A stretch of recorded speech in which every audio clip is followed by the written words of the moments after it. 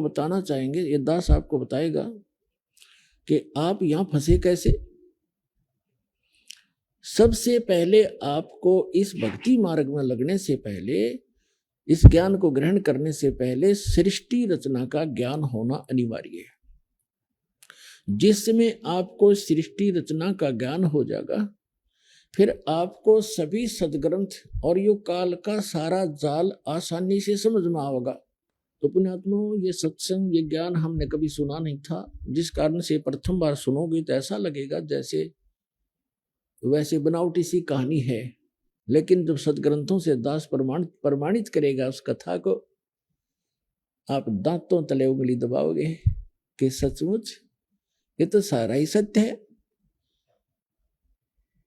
अब आपको दास सुनाएगा। परमेश्वर कबीर जी जो हैं, ये धानक दुल्हा रूप में जो काशी में 120 वर्ष रहे थे, ये पूर्ण परमात्मा हैं। ये सारी सृष्टि के रचनहार हैं और हम सभी आत्माओं के जनक हैं। और परमात्मा जैसे कोई क्रिएटर है तो क्रिएशन के बारे में वो क्रिएटर ही बता सकता है।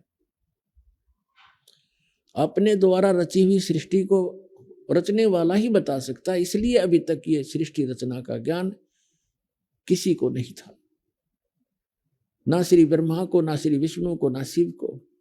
केवल उन महापुरुषों को अवश्य हुआ जो परमात्मा से परिचित हुए हैं। जिनमें से कौन कौन है? आदरणीय धर्मदास साहिब जी, आदरणीय मुल्कदास साहिब जी, आदरणीय नानक साहिब जी, आदरणीय दादू साहिब जी, आदरणीय गरीबदास साहिब जी, गांव छुरानी, जिला झज्जर, हरियाणा वाले, और आदरणीय गीसा दास साहिब जी, गांव खेकड़ा, पहले जिला मेरठ था, बागपत बन गया बताते हैं, जैसा भी, उत्तर प्रदेश वाले। इन महापुरुषों और आदरणीय स्वामी रामानंद जी, काशी बनारस वाले, इनको परमात्मा सीधे मिले और सचखंड दिखाया, ऊपर का सतलोक जहां वो परमात्मा रहते हैं, और उनको फिर वापस छोड़ा, अपने गवाह बना के अपने साक्षी बनाए।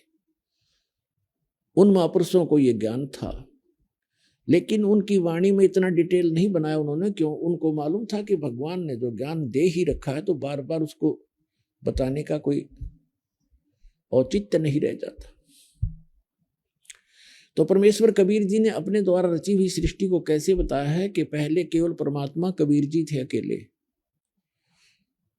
और वो एक कमल के ऊपर विराजमान थे। उसके बाद उन्होंने नीचे के सभी, सबसे पहले उन्होंने अकय लोक, अनामी लोक की रचना की। उसमें वे अकेले रहते हैं, पूरे सारे के सारे लोक में परमात्मा अकेले ही रहते हैं। उस वहां बैठकर परमात्मा ने नीचे के 3 लोकों की ओर रचना की अपने वचन से। अकय लोक से नीचे अगम लोक है, उससे नीचे अलख लोक है, उससे नीचे फिर सत्य लोक है। ये 4 लोक हैं ऊपर के, ये अविनाशी कहलाते हैं। और ये चारों मिलाकर भी एक ही अविनाशी लोक कहलाता है। जैसे भारतवर्ष के अंदर बहुत से राज्य हैं और सारे राज्य मिलाकर भी भारत कहलाता है, ऐसे। अब सतलोक और परमात्मा ने अन्य तीनों लोकों में भी अपना ही अन्य रूप बनाया, और प्रत्येक में ऐसा ही गुम्बद और सिंहासन बनाया, उसमें विराजमान है परमात्मा। और सबसे नीचे वाला जो सतलोक है, उसमें भी परमात्मा ऐसे ही एक बहुत बड़े गुम्बद के अंदर और एक सिंहासन पर, तख्त पर विराजमान है। तो वहां बैठकर, सतलोक में बैठकर परमात्मा ने पहले सतलोक की रचना की। सतलोक के अंदर पहले एक वचन से 16 द्वीप बनाए, और फिर 16 वचनों से 16 पुत्रों की उत्पत्ति की। उनमें से एक अचिंत नाम का भी एक पुत्र है, सहजदास, जोगजीत आदि ये उनके पुत्र हैं। तो उसके बाद परमात्मा ने अचिंत से कहा उसके बाद परमात्मा ने मानसरोवर वगैरह वहां की सब रचना कर दी थी। तब परमात्मा ने ये झटका देने के लिए कि समर्थ का काम समर्थ ही कर सकता है, यदि कोई दूसरा चेष्टा करता है तो वो गलती ही करता होता है।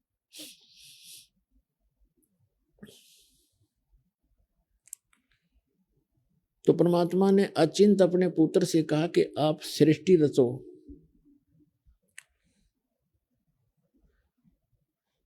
अचिंत ने अपने वचन से अक्षर पुरुष की उत्पत्ति की। श्रीमद् भगवत गीता अध्याय नंबर 15 के श्लोक 16 और 17 में 3 पुरुष हैं, एक सर पुरुष, एक अक्षर पुरुष और तीसरा उत्तम पुरुष है तू अन्य। इन दोनों से अन्य है जो श्रेष्ठ परमात्मा है। गीता अध्याय नंबर 8 के श्लोक नंबर 1 के प्रश्न के उत्तर में अर्जुन ने पूछा कि किम तत्ब्रह्म, वो तत्ब्रह्म कौन है। गीता ज्ञानदाता ने गीता अध्याय नंबर 8 के श्लोक नंबर 3 में कहा कि वो परम अक्षर ब्रह्म है। तो सरब्रह्म, सरपुरुष कहो, सरब्रह्म कहो, दूसरा अक्षर पुरुष कहो, अक्षर ब्रह्म कहो, उसे परब्रह्म कहो, और तीसरा परम अक्षर ब्रह्म कहो, परम अक्षर पुरुष कहो, या उसको सत्य पुरुष कहो। वो तीसरा परमात्मा परम अक्षर पुरुष है, उसको हम सत्य पुरुष कहते हैं।